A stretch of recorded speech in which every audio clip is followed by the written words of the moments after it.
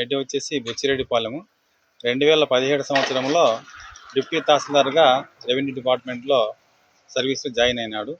సర్వీస్లో జాయిన్ అయిన తర్వాత సైదాపురం, రాపూరు, చేజర్లలో డీటీగా మరియు తహసీల్దార్గా పనిచేసినాడు. ప్రస్తుతము నెల్లూరు జిల్లా దగదర్తి మండల తహసీల్దార్గా పనిచేస్తున్నాడు. సర్వీస్లో ఉండగా ఈయన అక్రమంగా అవినీతికి పాల్పడి అక్రమంగా ఆస్తులు ఆర్జించారనే అవినీతి ఆరోపణలు రావడంతో రాబడిన సమాచారం పైన ఈరోజు ఉదయం నుండి కూడా ఆయన నివాస గృహం పైన, తర్వాత ఆఫీసులో, అతనికి బంధువులు సంబంధించిన మొత్తం 8 చోట్ల సోదాలు నిర్వహించినాము.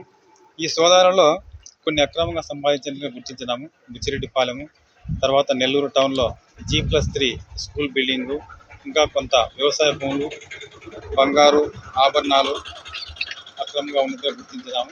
ఇంకా సోదాలు నిర్వహిస్తూ ఉన్నాము. తర్వాత విషయాలు తెలియజేస్తాం. చరిత్ర సృష్టించినోడు ఇప్పుడు ఆ చరిత్రని తిరగరాయబోతున్నాడు.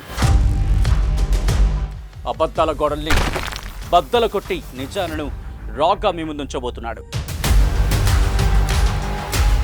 నిజమైన వార్తల కోసం వెంటనే డౌన్లోడ్ చేసుకోండి రా యాప్ని.